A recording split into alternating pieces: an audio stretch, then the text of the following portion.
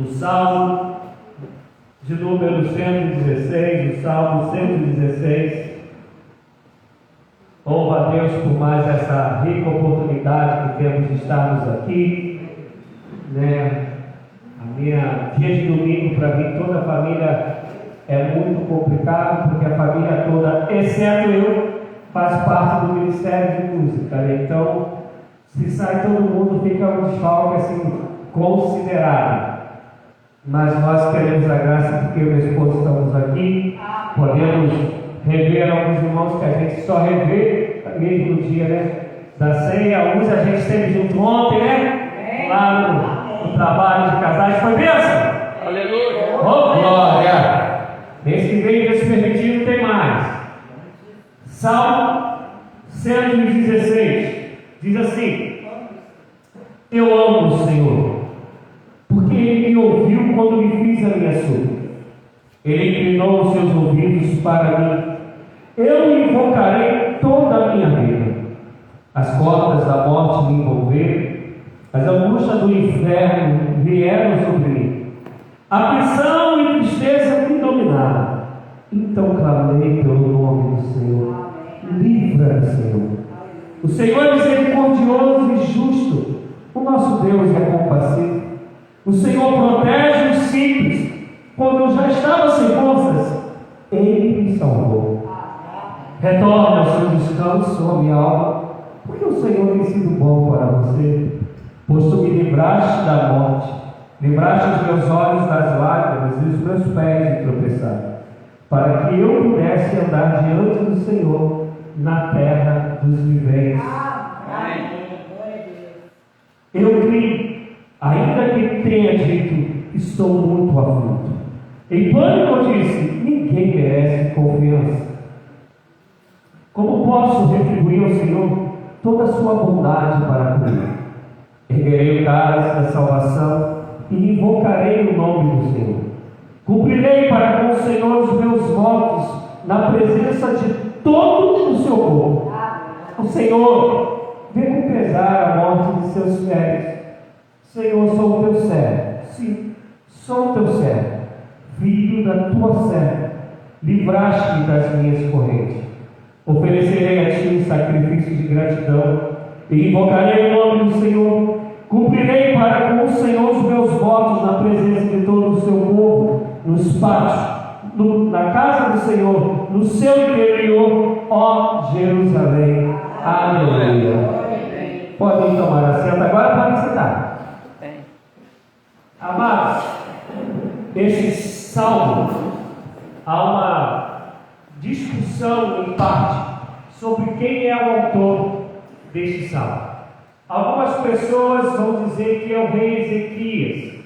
O rei Ezequias, a gente encontra a história dele tanto em Isaías, mas de maneira assim mais abrangente, assim, onde mais se fala sobre ele, a gente vai encontrar em 2 Reis.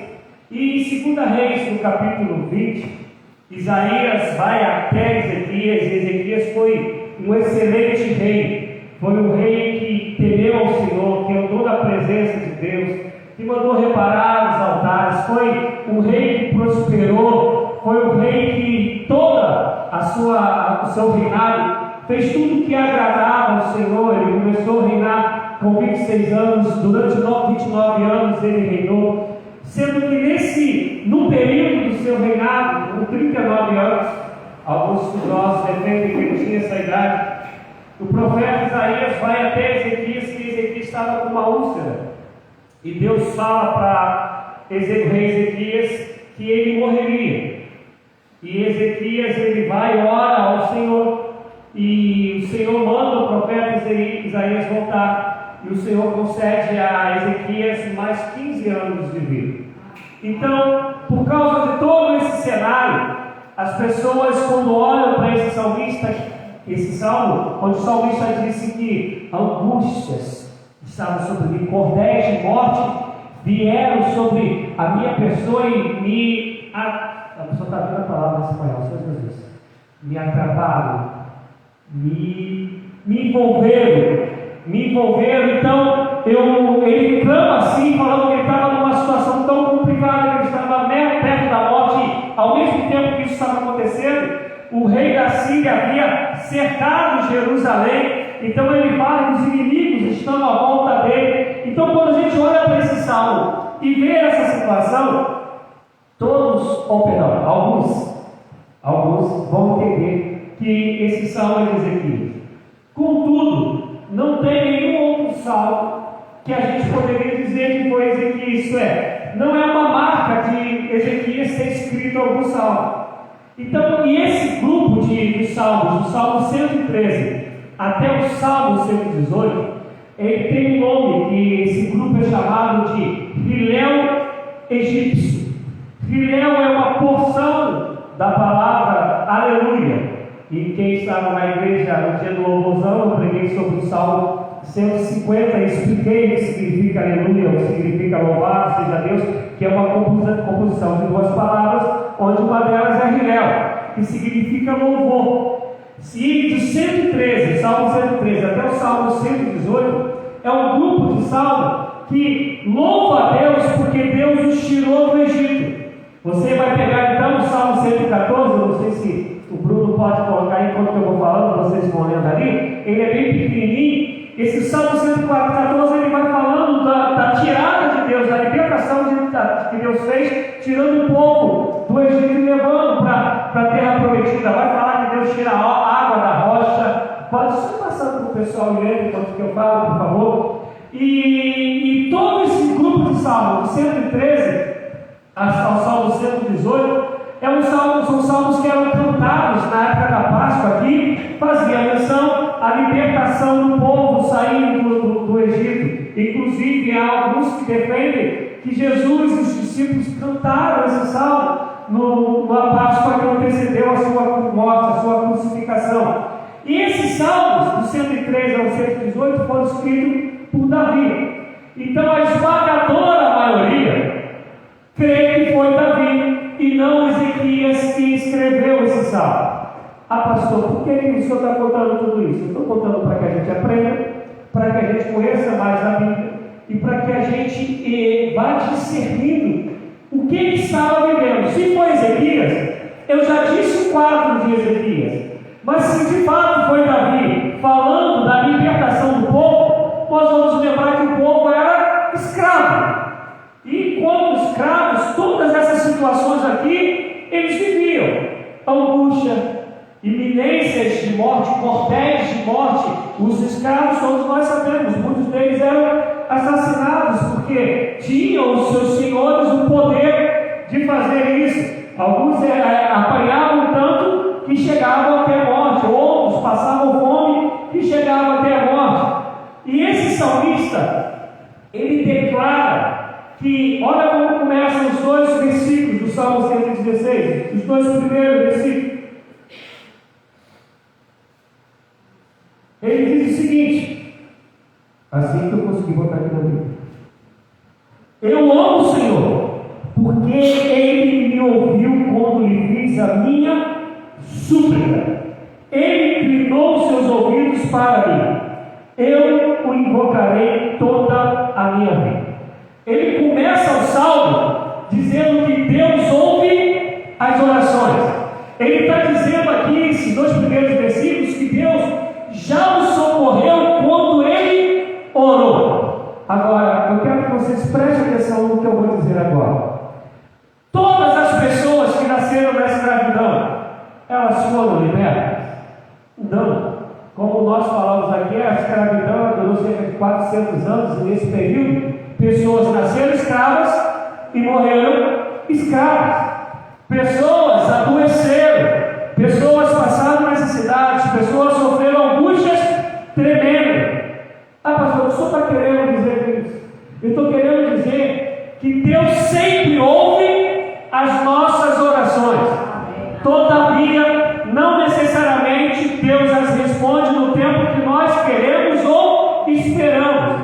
Nem sempre Ele responde tampouco da maneira que nós queremos e da maneira que nós esperamos, mas que no tempo dele, da maneira dele, a justiça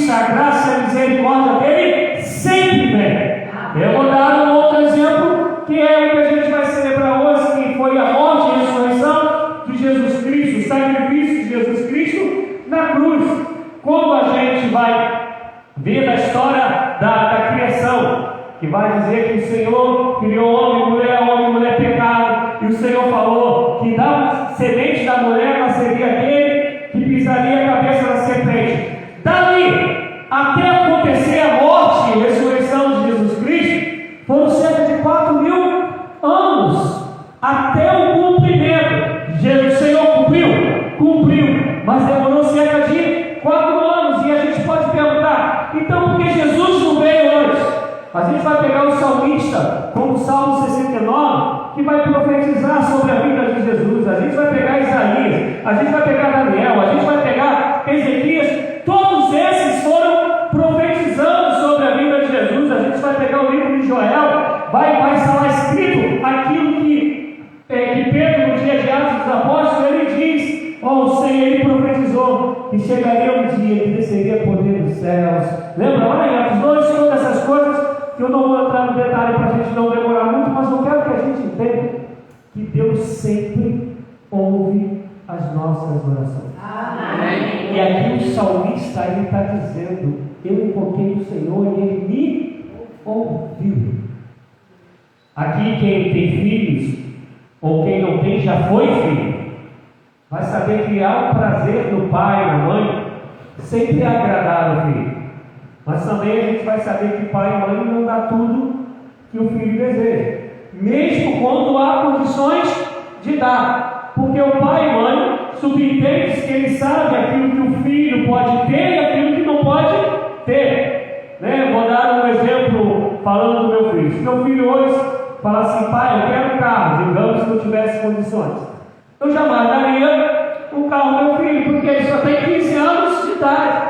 A gente sabe que na história vai ter pai que faz isso, mas o pai que é pai de verdade, a mãe que é mãe de verdade, às vezes não dá ao filho, mesmo o filho sendo amado, sendo querido, mas por Deus saber o que é melhor para os seus filhos, às vezes ele não nos dá, ou às vezes ele vai esperar o tempo certo para nos dar. Vou dar um outro exemplo. Quem conhece a história de Davi? Davi, quando ele vai guerrear contra o Golias, chega lá Saul e fala: Davi, toma aqui minha armadura e coloca minha armadura. A história diz que Davi coloca a armadura de Saul e aquilo não cai bem nele, não fica legal nele. Ele fala: não é para mim. E ele tira a armadura e vai lá com aquilo que ele era bom.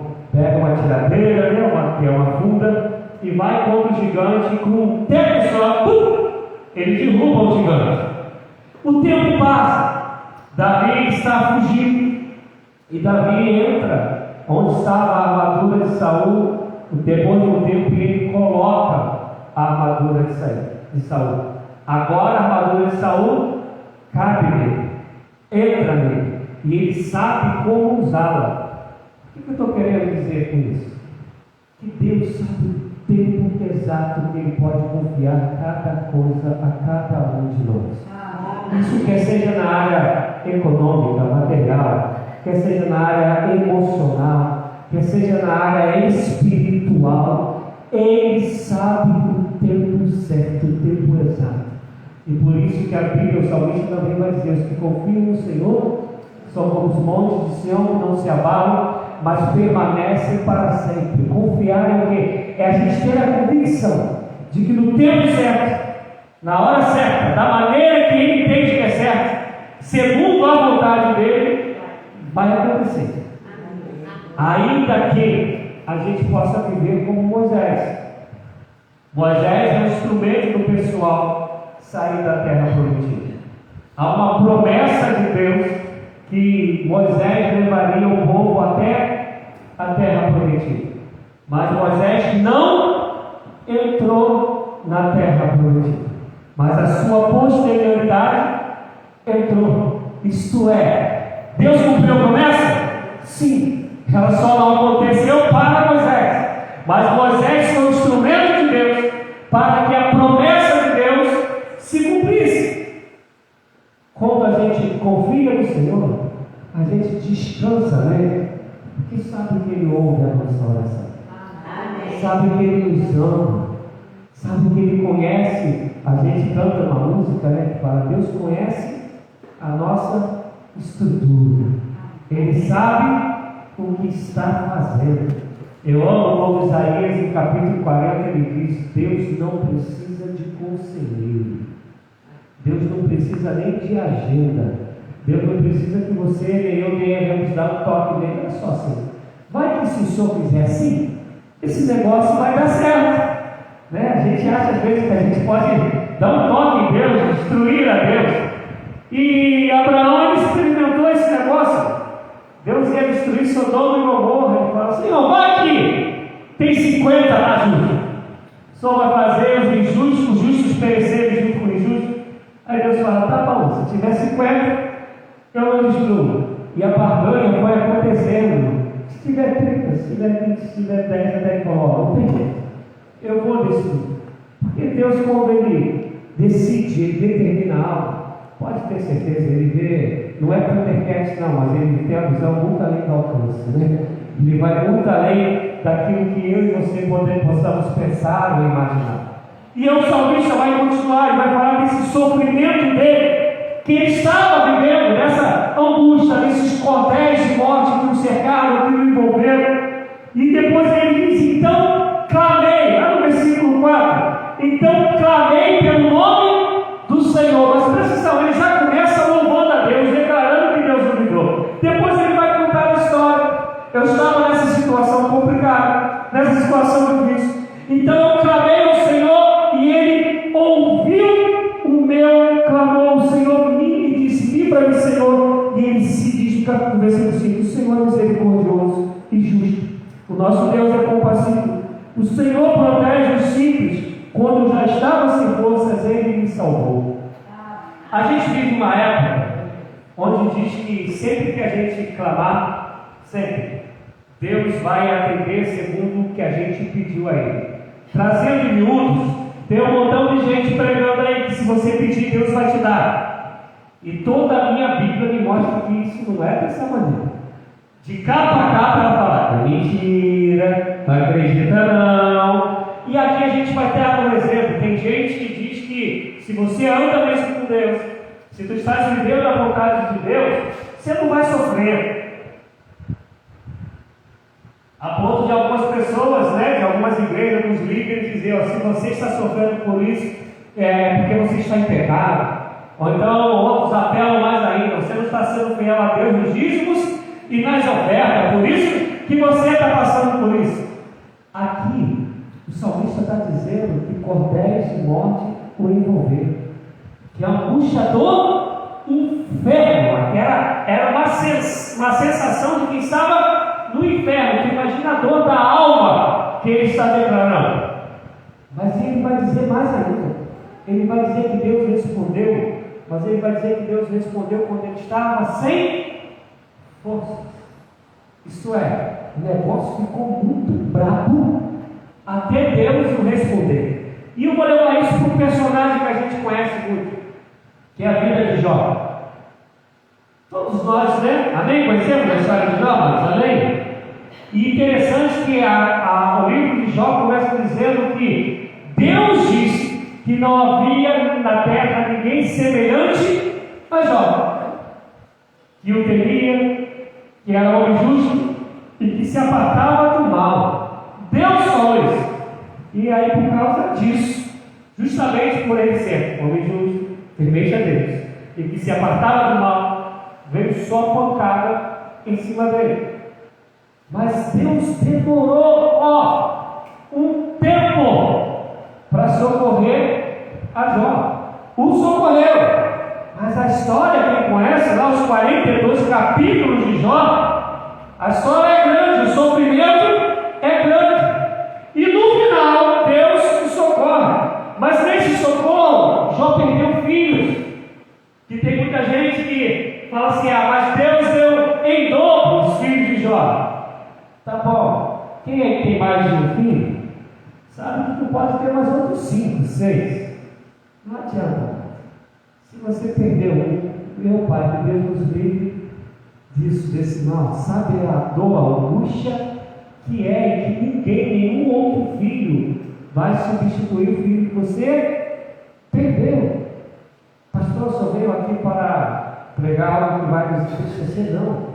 Estou aqui para dizer para você que, independentemente da situação, Deus ele está no controle, Ele sabe o que faz e Ele ouve as nossas orações. Amém. Se esse salmista, se de fato foi Davi, ou se foi Ezequias, ele tivesse desistido do processo, talvez ele não teria escrito o Salmo 116 para a gente estar falando sobre ele hoje aqui.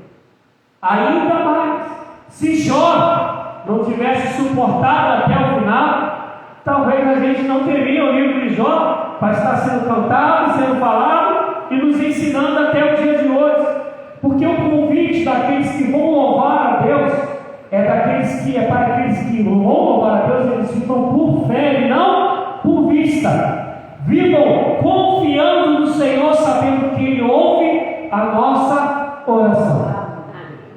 Há uma história que eu não sei se ela é verídica e se ela é uma alegoria. Inclusive, quando eu a escutei, ela fala sobre o Espírito Santo. Fala sobre um tempo que o Espírito Santo ficou muito tempo sem chuva, muito tempo. Eu não lembro o ano, porque isso aí já tem tempo que eu ouvi essa história. 2013. 13 para 14. 13 para 14. Ficou muito tempo sem chuva. E aí um pastor tinha reunido um grupo de irmãos e outros pastores para orar em determinado lugar. E na hora ele tinha uma filhinha de 3 anos. E na hora dele sair de casa, já perto da porta, a filhinha foi correndo. Peraí, de 3 anos, e pegou o guarda-chuva. E aí o pai, o pastor, que tinha organizado tudo, que iam clamar para que Deus derramasse chuva. Aí ele falou assim: filha, mas para que você está pegando o guarda-chuva? Ela: pai, a gente não vai pedir a Deus para mandar chuva? Eu não quero me molhar. Isto é, a criança de 3 anos, mostrando que quem confia mesmo no Senhor, vai com a certeza, descansa, vai com a possibilidade de qualquer momento a oração ela pode ser respondida, porque Ele ouve as nossas orações, Ele ouve as nossas súplicas. Deus é socorro bem presente na angústia. Amém, amados? Amém. E é por isso que a gente tem aqui o Salmo 116, que o salmista vai dizendo essas coisas. E aí no versículo 7, ele diz: retorne ao seu descanso a minha alma. A alma dele estava como se estivesse no inferno. E aí agora ele está dizendo para ela: pode ficar em paz, amor. Pode descansar, pode colocar uma redinha lá entre 2 coqueiros de frente à praia, pode pegar uma água de coco e ficar tomando tranquila, porque Deus ele ouve as nossas orações. Aí ele vai fazer porque o Senhor tem sido bom para você, pois tu me livraste da morte, livraste os meus olhos das lágrimas e os meus pés de tropeçar. O que ele está dizendo aqui de maneira resumida? Que Deus o livrou em todas as situações, da alma, falando da vida espiritual, falando da tristeza do coração, falando do choro e falando ainda da vida como a vida é. Ele está falando: Deus me livrou de eu não ficar vacilando, de eu não ficar errando, Deus me livrou de eu tropeçar. Isso é, ele está dizendo: Deus tem me sustentado, a destra do Senhor nos sustenta. Louvado seja Deus, amém, amado? Só que o salmista, quando ele conta isso, ele conta porque ele experimentou. Ele conta porque é uma realidade da vida dele. E eu não tenho dúvida que quando ele conta isso, se foi Davi ou Ezequias, independente de quem tenha sido, eles tiveram muitas e muitas experiências com Deus. Quem conhece a história dos dois, principalmente de Davi, sabe quantas vezes Deus livrou Davi. Deus livrou Davi nas guerras, Deus livrou Davi de Saul, Deus foi guardando Davi, Deus livrou Davi de leão, Deus livrou Davi de urso. Então ele sabe que Deus ouve as nossas orações e que Deus é bom. E Ele, quando socorre, Ele socorre por inteiro. Louvado seja Deus. E ele vai continuar dizendo no verso 9: para que Deus o livrou? Qual é a razão de Deus nos livrar. Qual é o motivo que Deus nos livra? E ele disse assim, para que eu pudesse andar diante do Senhor na terra dos viventes. Quando nós começamos aqui com esse culto litúrgico, o culto da comunhão, o irmão Roque, eu não lembro se foi na oração, mas chegou um momento que ele, quando ele chamou a gente mesmo para a abertura, dizendo que nós estamos aqui para prestar conta a Deus, para louvá-lo por tudo que ele tem feito por nós, pela salvação. Lembram disso? Mais ou menos assim que Roque falou? E a gente está aqui para louvar a Deus. O salmista está dizendo que Deus o livrou para que ele pudesse andar com o Senhor na terra dos viventes. Vou repetir: os livramentos, as bênçãos, as misericórdias, os escapes, os socorros, as graças de Deus que nos mantém vivo aqui, tem um porquê. É para que andemos com o Senhor. Esses dias eu não lembro se era com minha filha que eu conversava, acho que foi sim com a Rebeca. E aí, era uma mistura, porque a gente que é pai e é pastor, mistura tudo, né? A gente aconselha como pai, aconselha como pastor, vai tudo num pacote só. E eu contava para ela algo que aconteceu há muitos anos atrás, com uma pessoa que é meu amigo desde a minha infância, desde a minha meninice mesmo. A gente tem praticamente a mesma idade, a gente cresceu junto em todos os sentidos. E também a Sandra o conhece. Que ele pedia a Deus um carro.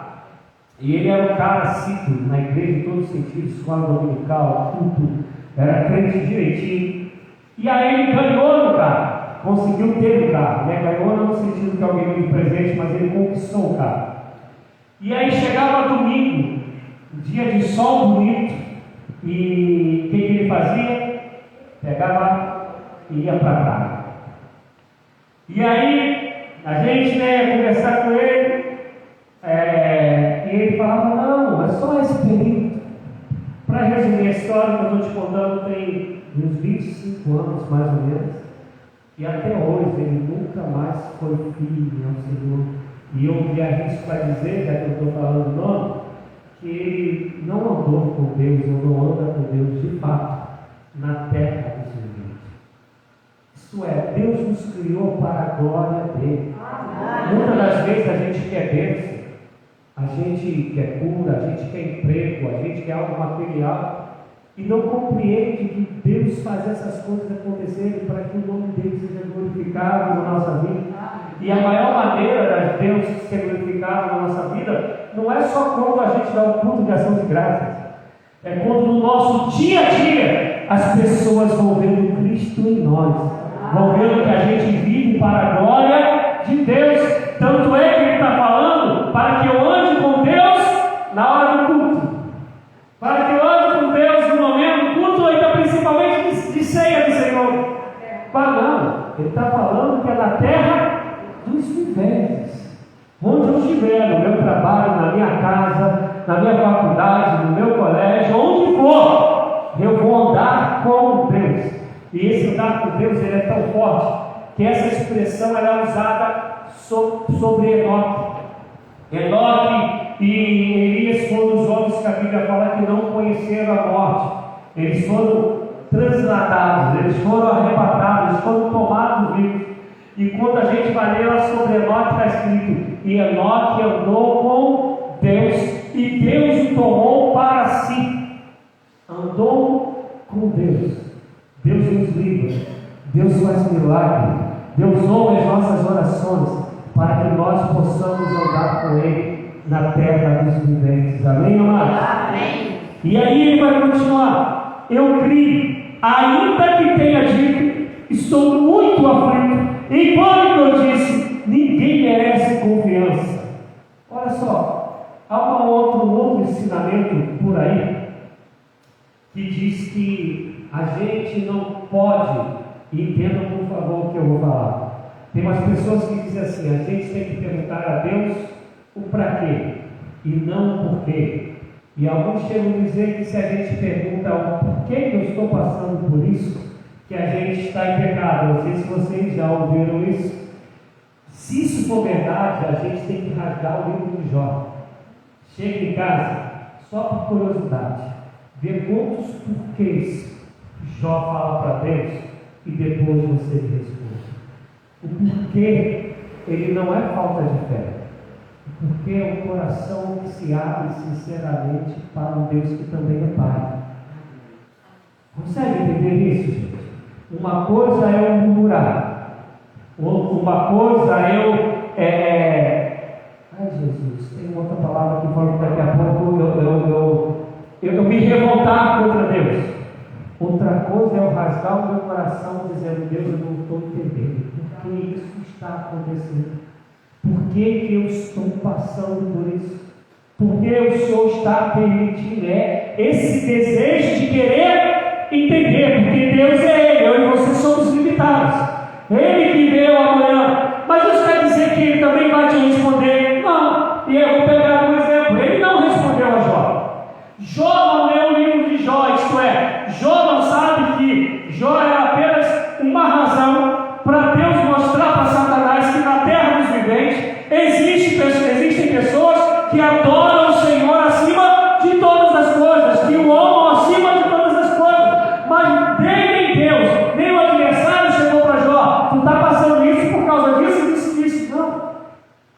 E é por isso que Jó fala: mas por quê? Por que eu estou passando? Por que eu estou vivendo? Eu quero entender. Porque, amado, se tem alguém que entende eu e você mais do que qualquer pessoa, se chama Jesus. Amém. Se tem alguém, como escreveu Augusto Cury, o maior dos psicólogos, se chama Jesus. E é por isso que a oração é a melhor terapia que eu e você podemos fazer. Amém. Inclusive, a ciência hoje comprova os benefícios da oração. Quer dizer, a ciência hoje quer comprovar aquilo que a Bíblia já fala desde sempre. Amém, amado? Amém. E aí, caminhando para terminar, ele vai dizer assim: como posso retribuir ao Senhor toda a sua bondade para comigo? Erguerei o cálice da salvação e invocarei o nome do Senhor. Cumprirei para o Senhor os meus votos na presença de todo o seu povo. Aí eu vou dar um pulo para o 17. Oferecerei a ti um sacrifício de gratidão e invocarei o nome do Senhor. Cumprirei para o Senhor os meus votos na presença de todo o seu povo, nos pátios, na casa do Senhor, no seu interior, ó Jerusalém. Ele faz uma pergunta: o que eu posso dar ao Senhor por todos os benefícios que Ele me tem feito? Preste atenção. Quem está falando de benefícios recebidos é alguém que viveu angústias, alguém que viveu os cordéis da morte, alguém que se sentiu como estivesse no inferno. A alma dele estava no Seol, estava no inferno. Mas ele está dizendo: Deus tem feito benefícios. É alguém que olha para si mesmo e diz: eu sei que eu não sou merecedor de nada, mas Deus tem sido bom para comigo. Isto é, eu recebo o mal quando da vida, que é uma vida pecaminosa, mas vem Deus e me enche, me agracia com bondade, com benignidade, com misericórdia, com compaixão. E aí ele vai dizer: o que eu posso fazer por Deus, para Deus, por todas essas bondades que Ele tem feito? Como eu acho, aí é um achismo meu, que falta em nossos corações um coração grato. Como falta em nossos corações gratidão. É impressionante como a gente diz que quando se converteu, diz que se converteu porque entendeu que Deus é bom, que Jesus é libertador, é salvador, que os nossos pecados foram perdoados em Jesus, que Jesus nos deu a vida eterna. Amém? Não é assim quando a gente se converteu? Se eu entrego a minha vida aqui, você fica levinho, fica em paz. Aí vem a primeira luta, vem a segunda dificuldade, vem a terceira tribulação. A gente fala: Deus, por que o Senhor nos desamparou? Deus, cadê o Senhor na minha vida? E muitos vão falando essas coisas que acabam se afastando. Isto é, não conseguem olhar para Deus e ver e ser grato por toda a bondade, bênção de Deus para mim e para você foi ter enviado Jesus Cristo para que nos livrasse da condenação da morte eterna, para nos perdoar e nos dar a vida eterna com Ele. Nada é maior do que isso, nada supera isso. Cura de câncer, cura de AIDS, a pessoa ressuscitando, porque depois vai ter que morrer de novo, como aconteceu com Lázaro, não tem jeito, ressuscita, mas uma hora a morte vai chegar. Nada se compara com o meu nome e teu nome, está escrito no livro da vida, de Deus ter enviado o Espírito para morar em mim e em você, fazendo de nós templo, habitação do Espírito Santo de Deus, e dizendo que um dia Ele voltará para nos buscar. Nada se compara a isso. E o salmista sabe quem é Deus, sabe que ele não merece, sabe a bondade de Deus. Ele fala que eu vou dar a Deus por todos os benefícios, por toda a manifestação da graça, do favor merecido dele sobre a minha vida. O que eu vou fazer? Ele pergunta e ele mesmo responde.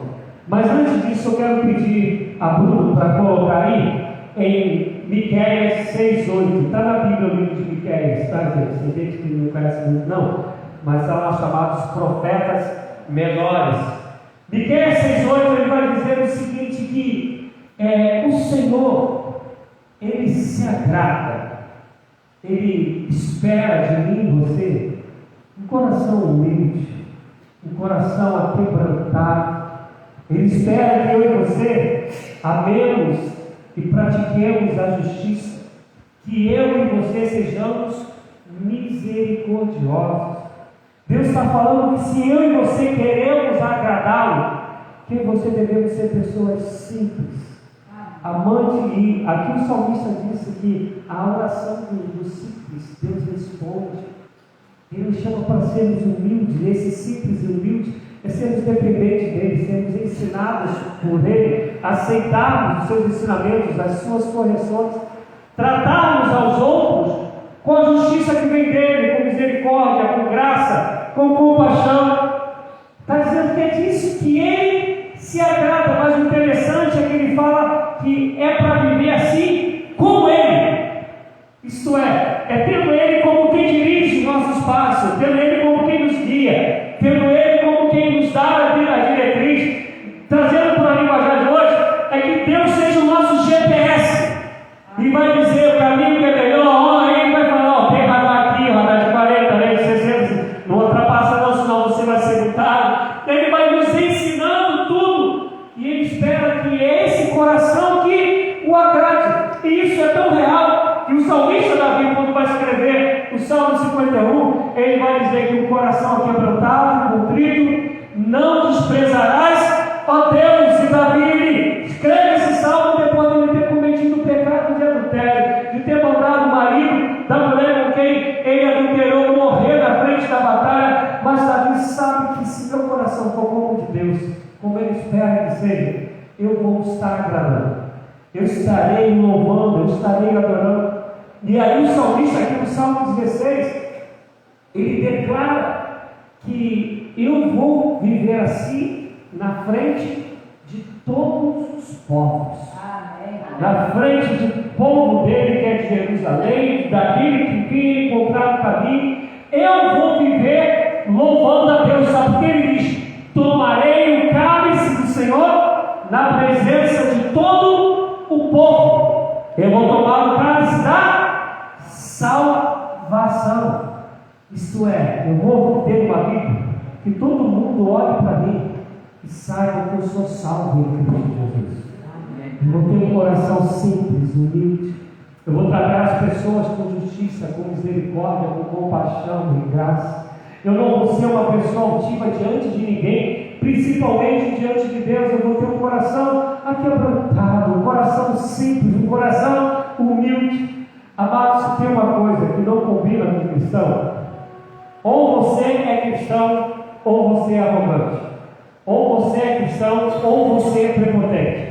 Ou você é cristão, ou você é soberbo. Ou você é cristão, ou você é vaidoso. Essas outras coisas não combinam com ser cristão. Ou você é cristão, ou você é outra coisa. Porque o cristão, ele é simples.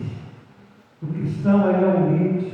Ele entende que tudo que ele é, tudo que ele tem, é um favor imerecido, é graça, são os benefícios de Deus sobre a vida de cada um de nós.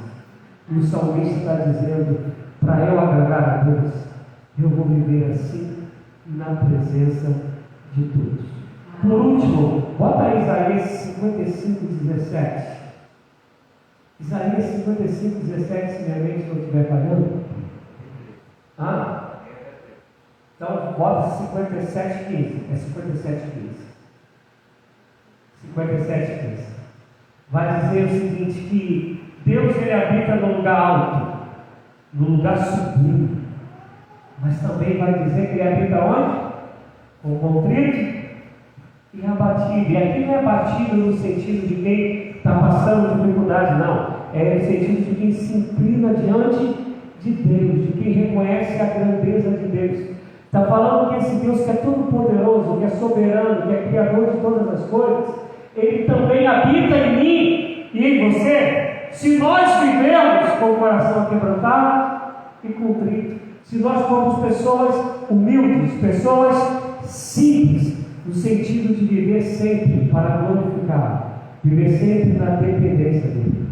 E o salmista fala, eu orei, Deus ouviu, Deus me livrou, e eu vou retribuir só de uma maneira, vivendo para a glória dEle, vivendo segundo a vontade dEle. Vou tomar o cálice da salvação na presença de todos. E quando a gente olha para a vida de Paulo, meu Deus, como isso é evidente na vida de Paulo. Amém, irmão? Vocês conhecem a vida de Paulo, né? Olha quem Paulo era e olha como Paulo vive, a ponto de dizer, não vivo mais eu, mas Cristo vive em mim. E a vida que eu vivo agora, eu vivo para a glória do Filho de Deus. É alguém que todo o tempo tomava o cálice da salvação na presença de todos. Que isso seja uma realidade, irmãos. E saibamos que podemos invocar e Deus vai, no seu tempo, da sua maneira, segundo a vontade dEle, nos abençoar. Ainda que não seja presente, pode ser a nossa posterioridade, mas independente de tudo isso, Ele ouve as nossas orações. Ele nos ouve e nos livra para que andemos em sua presença, a fim de que todos olhem para nós e saibam que somos filhos e filhas dele. Amém? Que o Senhor nos abençoe em nome